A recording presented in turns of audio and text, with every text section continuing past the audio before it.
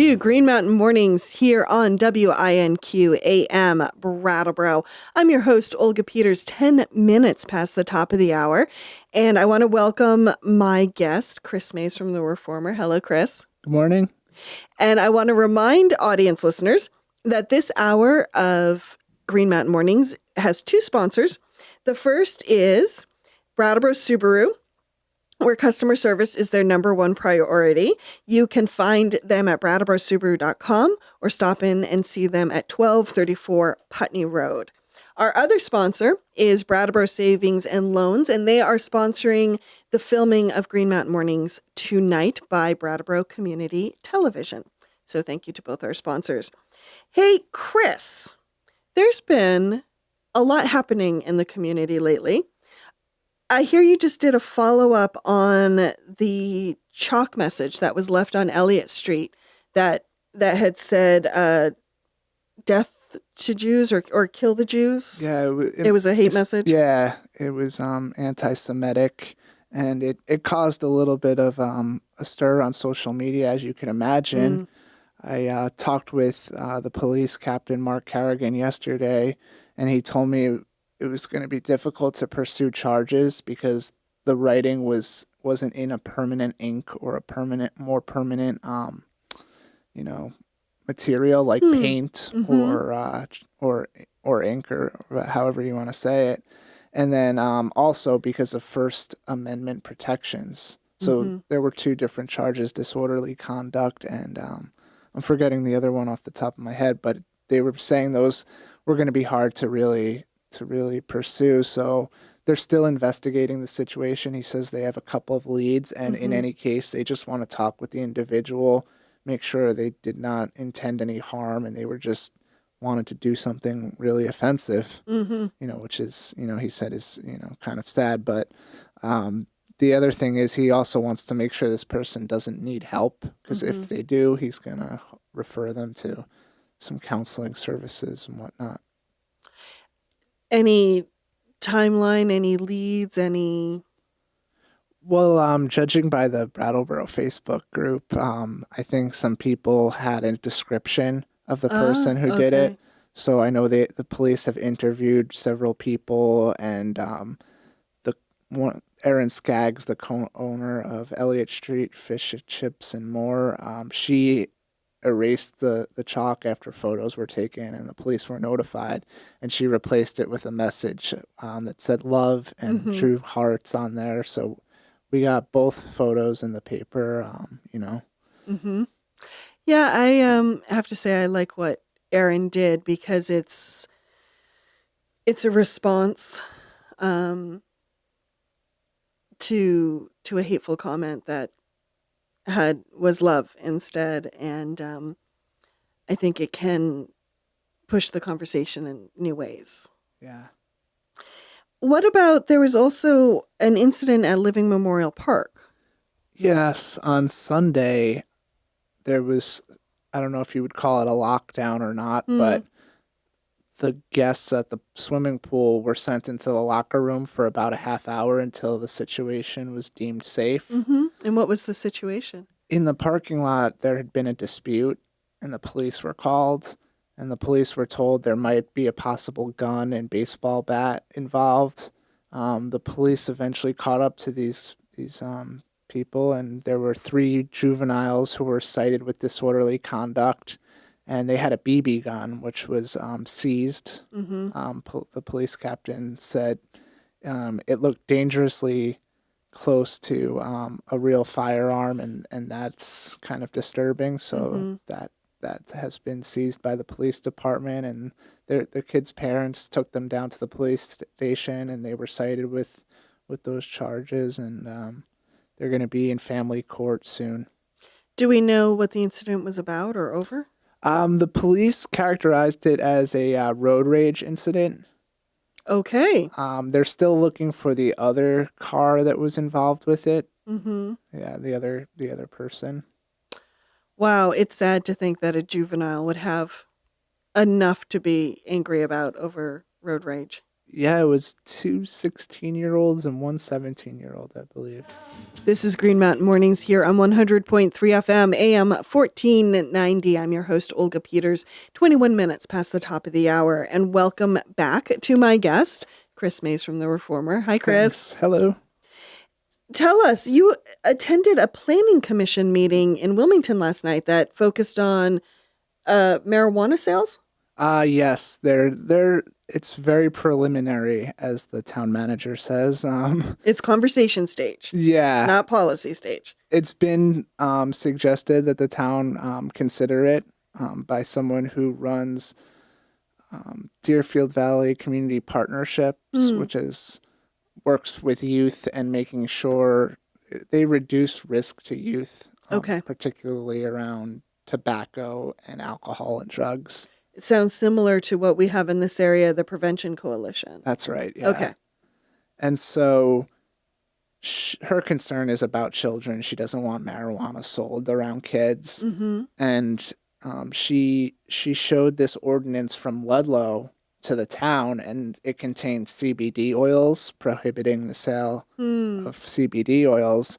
So most of the people at yesterday's hearing were strongly opposed to banning that. It's already sold in town at a store. Mm-hmm.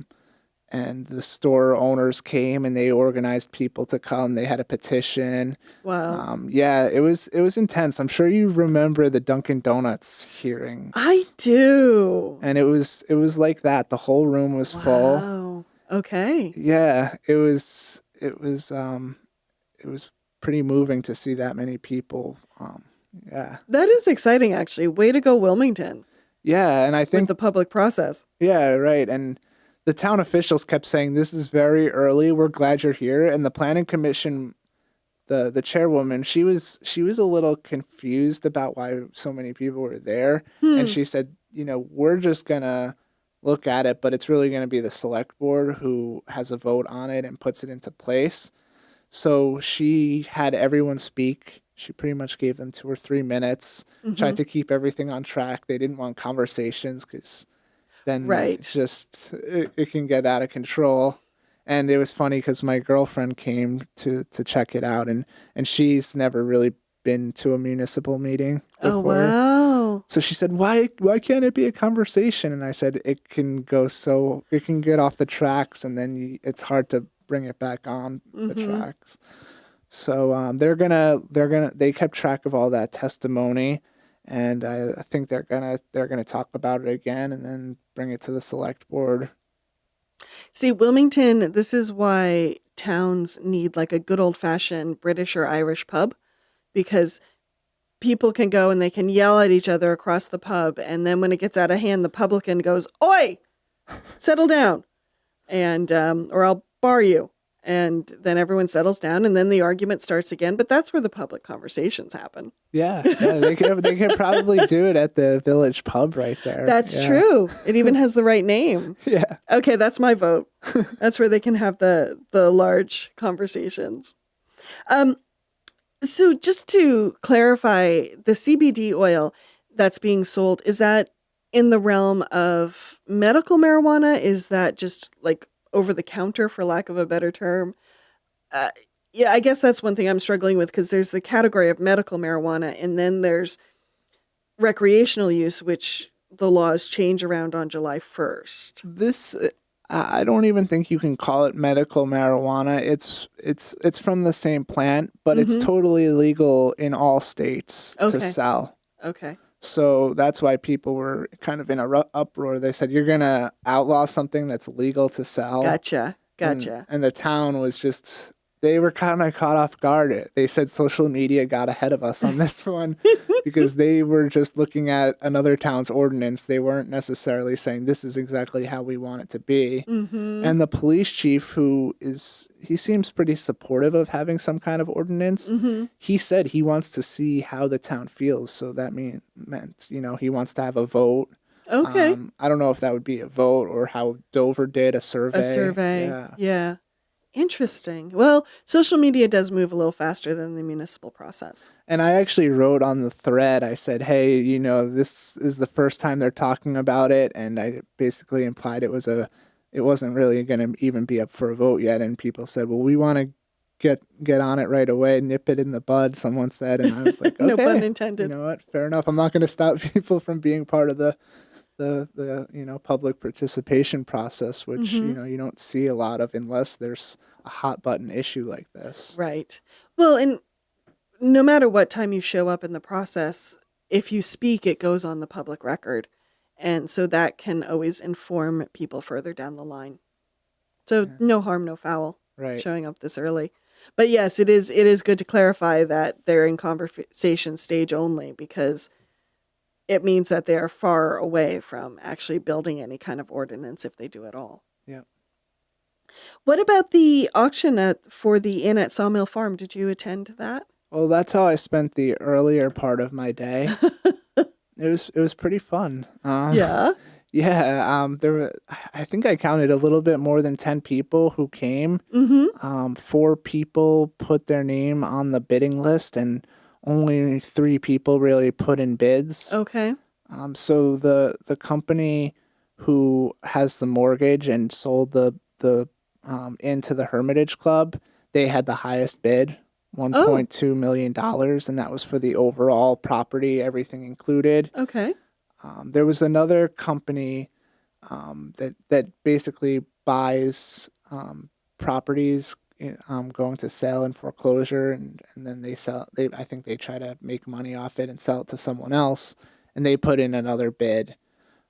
In the beginning, they had separate components where they bid on the real estate, the personal property, the furnishings and whatnot, and then the the kitchen equipment. Okay. And the reason they did that is because this company called Reinhardt Food Service, they're waiting on a court order to see whether the equipment they leased to the Hermitage Club or sold to them but haven't been paid for in full yet will be returned to them. There's a hearing on Friday. Oh, interesting. So they broke these out, and if they weren't going to get as much money in the total, all of them grouped together, they were going to have it broken into those components. Mm-hmm. But the total combined package got more. Okay. But Reinhardt Food Service put in a bid for $10,000 for the kitchen equipment. So that kind of tells you how much it's worth to them. Right. It's probably worth a little more than that, I would assume. But so then on Friday, I guess we'll see. I don't know if the order will come out then, but they'll be in court with this company who owns the mortgage. And so I talked with the guy who's now the owner again, I guess you would say, and he said we might get it back up and running again. There had been a family who ran it for them for years, Right. from 2010 until 2015-ish. Okay. And then the Hermitage Club took over. Right. So I think they might be looking for somebody to run it like that again. Oh, to have in-house innkeepers and. Because this company's from Wildwood Crest, New Jersey. Okay. Yeah. The 2 of the brothers own a hotel in Wildwood Crest. Oh, wow. Yeah, the Jolly Roger Motel. Okay. Wow. So they sold it to get it back again. Yeah. Well, I guess actually technically, and maybe I'm just misunderstanding here. So the company that won the auction, Yeah, out of New Jersey, they actually were still holding the mortgage? yeah. Okay, interesting. And the property is worth a little more than $2 million. So I think if they could, they think they could make some more money off it if it wasn't in this public auction process. Gotcha. Okay. We shall see. I'm sure this is not the last time we will talk about Hermitage properties. No. No. and actually, it's funny you say that because the sheriff who was running the auction said just that at the end. He said, well, I'll thank you all for coming. I'm sure I'll see you at more of these we'll be having. Wow. Okay. Well, that's a bit of a teaser right there. Yeah, and I talked with the interim president at the Hermitage Club, and he didn't share too much with me, but he said the founder of the company, Jim Barnes, is still optimistic about restructuring the company. Okay. And finding somebody to help them come up with a financial package to get out of some of the trouble they've been in. Welcome back to Green Mountain Mornings here on 100.3 FM, AM 1490. 39 minutes past the top of the hour. I'm your host, Olga Peters, and welcome back to my guest, Chris Mays. Thank you. We were just talking movies here in the studio and what we're hoping to see this weekend. Both Chris and I want to see the Han Solo movie because we haven't seen that. But on to more important things like news. Tell us a little bit, Chris, about the West River Valley School District. It's a story you're working on right now, and there may be some restructuring to the schools. Yeah, the school districts in the West River Valley, most of the districts making up the Leland and Gray Union. Mm-hmm. So this includes Jamaica, Townsend, Newbrook, which is Newfane and Brookline, and I don't think I'm missing any there. Maybe Wyndham, but we don't know about that yet because the state hasn't made its final recommendation. Yeah, Wyndham wasn't part of this merger, but they could be. Right. So anyways, this new board has asked the supervisory union to come up with this proposal that would, maximize the benefits and efficiencies of the school district. And what the superintendent has come up with is this plan to change the schools around. So Jamaica would serve as a pre-K zone, and then I think Newbrook and Townsend would be elementary, and so the schools would still be used for education, but the age groups would be spread out throughout the whole district. That's intriguing. It is, and I'm excited to write about it. I still don't know much about it. I'm still working on it, but yeah, this is one of the bigger changes we're going to see in terms of Act 46, changing the landscape for school districts in the area. Now, remind me, the superintendent, is that Bill Anton still? Yes. And have you had a chance to talk to him about the reasoning behind that change? Not really, not yet, but yeah. Well, I'm curious. Very curious. Yeah. And what about you've going back to a story that you've been following for a while? This is the music festival happening in Dover around marijuana. It's supposed to happen on July 1st. What's happening with that? It's a cannabis music festival. Cannabis music festival. Thank you. So what's happening is it's celebrating the new law. People in Vermont will be allowed to possess up to 2 ounces of marijuana and 2 mature plants and 4 immature plants, I think it is. Okay. So they're not only going to celebrate it, but educate people about it. Okay. So in the process, the organizers went to the town and sought some grant money for events, which the town does. But they were a little concerned with the optics of the event. They said, we're seeing whether the town supports selling marijuana in town, and we're not so sure about, putting our support behind this event right now. Right, because when they did the survey of residents and also second homeowners, most people were not in favor of having marijuana sold in town. That's right. And this story took a couple of weeks to put together, and in the process, we got the survey results out, and I was still reaching out to people. There were other issues with the funding. It came in past this deadline they like to use, which is 180 days before an event. Okay. Which the select board chairman says they're going to look at. And I've heard them say it too. It's something they might want to change their policy on, because it's hard for organizers of these small events to come with all these details for a grant application. The chairman said, "Oh yeah, it's different from Mount Snow. They're kind of more ahead of the curve. They've got their events planned for a year or so in advance, and they also have a lot of staff dealing with those events, right?" Yeah. So the inn owner, Sandy McDougall, he was a little disappointed about not getting the funding, but he said he was going to put his own funding into it. And then the other issue came up around security. because it's a larger event. The town requires some security, so he hired 2 police officers, and he said he's going to have his own security team there. Mm-hmm. And then the police chief at the select board meeting, and he told me too, it's still illegal for people to smoke in public. And his reading of the law is that this is a public because goods are being sold, and the organizers tried to get around this by having a private event, but the chief said it's not a private event. Even though they were selling the tickets online and you couldn't get them at the door, the chief still held to his conviction that this is a public event as far as the law goes. And he said that they will take action they deem necessary. Mm-mm. So what they can do is fine people, give them tickets. I think the first offense is $100, second offense is $200, and then third and subsequent offenses are $300. Wow. Well, I suppose that can be one of the door prizes is if you get a fine, you get a check for $100 so you can pay the fine.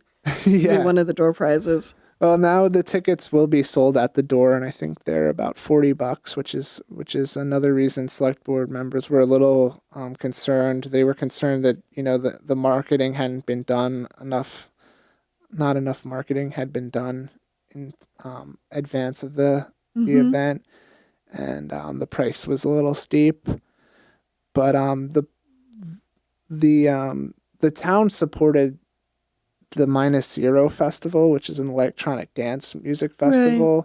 And the chief said that went off way smoother than they anticipated. And they really didn't have people getting tickets for smoking marijuana. And it was really just people were being asked to leave and taken out if they heard them discussing selling drugs. Mm-hmm. So that was their big concern. Mm-hmm. So I think if people are discreet, they might not get a ticket at this. And it's also going to depend on if complaints come to the police department. It's right there on Route 100 on the Valley Trail. Mm-hmm. So, I think people are going to be asked to use their discretion. Have you started digging into marijuana and what will happen on July 1st? I've done a little reading. And I think my coworker, Bob Audette, is working on a story with the state's attorney's office. Mm-hmm.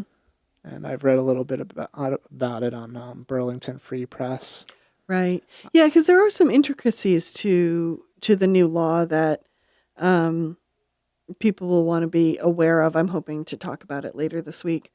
But, yeah, I think when we think about it, it sounds like an all-out legalization of marijuana, and you can basically smoke it like cigarettes wherever and whenever, and it's not necessarily the case. Yeah, because when I first started writing about the festival, I thought, how will this translate to Mount Snow? And at first it was like, they could smoke in the smoking section, and then when you find out it's not really allowed in public, then, you realize it's not going to be, all that visible.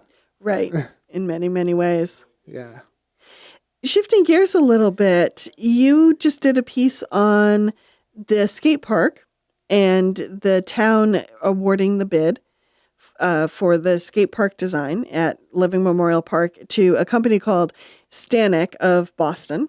They're out of Boston, and the bid was $42,350. What can you tell us about the design process so far, or what's the next step? Well, this has been part of a series of exciting steps for the skate park committee. They had their challenges along the way, but the last few developments have been really positive. Yeah. Except for the last bid opening, they didn't find a company they wanted, so they had to reopen the process again. Oh, that's right, yeah. But still, it wasn't, necessarily a terrible thing that happened. Given some of the roadblocks they have surmounted so far, that wasn't a huge deal. No. and I had written a story about about that, that first bid process, and somehow it got picked up by Associated Press. So maybe that helped get more bids. Oh, hey. Because it went out, to different news sources. Doing your part. Yeah. I was kind of a little surprised, yeah, now they're looking at the design. They're closing up on this matching grant process. They can get up to $15,000 from the Tarrant Foundation, and that closes this month, and they're really close. Yeah, they're up to the last couple thousand, I think. Ooh, oh, I hope they make it. Yeah. And this company worked with the committee back when the skate park was proposed to be sited at the Crowell lot. So they feel comfortable working with this company, and it was closer to home. Right. And they thought they could build relationships by staying within the region, because the bids came from all over the country, actually. I think one thing I heard from town manager Peter Elwell that Stanek had going for it that some of the other companies didn't was being based in New England. It kind of understands winter weather and spring weather and all the stresses that our seasons can put on materials. That makes sense. And Carol Lalott, the Park and Recs director, she kind of spoke to why we didn't see more local companies. And she said not every community has a skate park designer or, construction company. This is true. Yeah. Do you skateboard? I think I asked you. I don't remember the answer, though. I haven't in a few years. I pretty much stick to snowboarding and then biking in the summer. But it's cool. I would try it out. Do you think once the park is built that you'll strap on some elbow guards and? Yeah, I guess it depends on what kind of terrain they have there, or what kind of features. I'll roll around something in at Mount Snow. They have a small half pipe. I would do.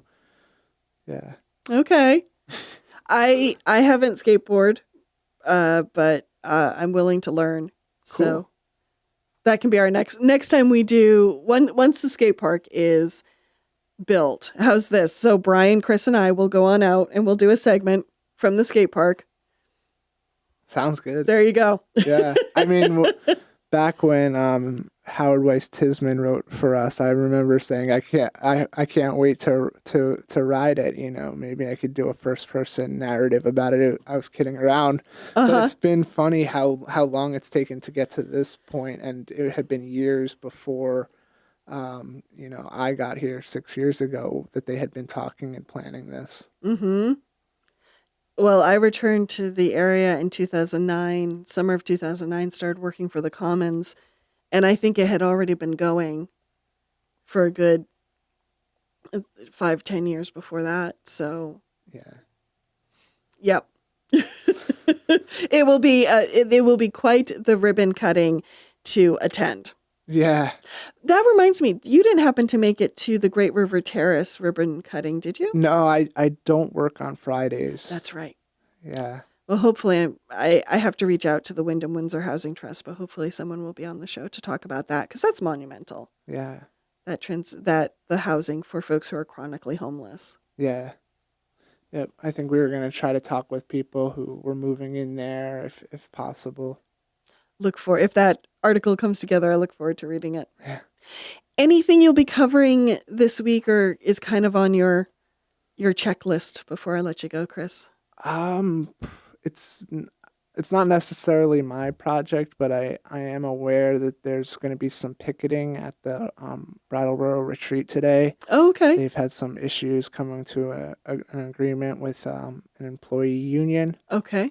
So I'm aware of that. I'm not sure if I'll be covering that or someone else will be. Mm-hmm. Wow, their contract's already up for renewal?